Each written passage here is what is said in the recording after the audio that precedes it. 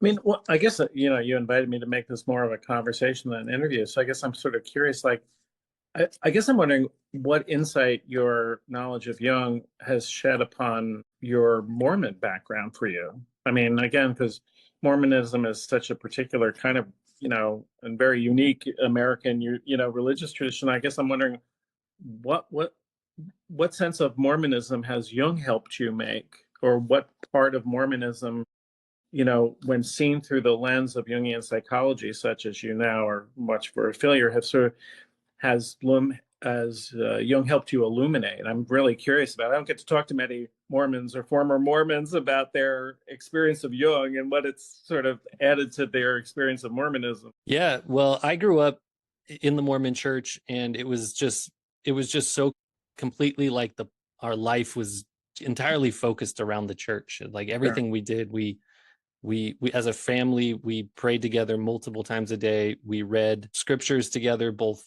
the Old and New Testament, but also the Book of Mormon. We read every day, attended church. Our social sphere was the church. And so it was all I knew for so very long.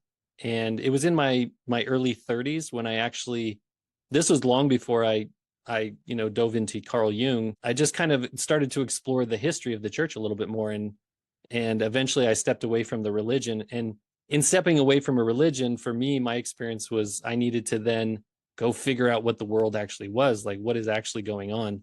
And Carl Jung just happened to be one of the people I came across who helped me to kind of figure that out. And it's, yeah, once I understood archetypes, and the idea of pairing that with myth or story, it became apparent to me that all of these characters that I'd been learning about my whole life and the things that they had done, they could represent some part of me. So if I was to read scripture, I could internalize it a lot more. And to me, that's a lot more helpful. So I know that some people believe in religion as a literal thing, that as a literal explanation for reality and existence.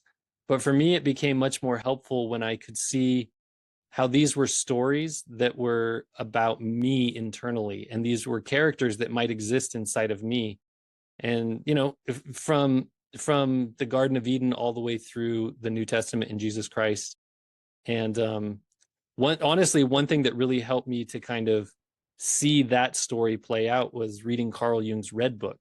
And I Mm. think I think his Red Book was something that I don't know if he ever intended other people to read. It was almost like He a did.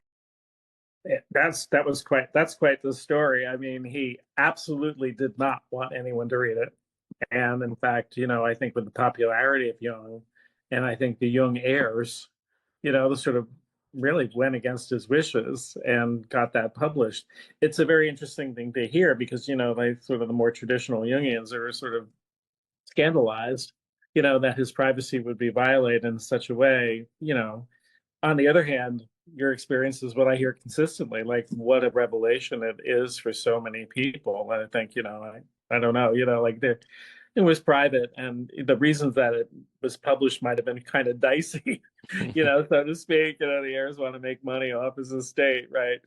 But on the other hand, it has its own life, and so it actually enlivened your psychic life reading it, huh? Yeah, I would say so. It really helped me to be able to internalize the myth and see kind of the process I was going through anyways, that death rebirth or death resurrection cycle. And it was something that I had to go through several times, to be honest. For me, I would say my life and my experience with ideas that I cling to and then have to let go of and then find new ideas, and try not to cling to them as tightly. It's been more of a cycle of reincarnation than rebirth in a weird way, or of resurrection.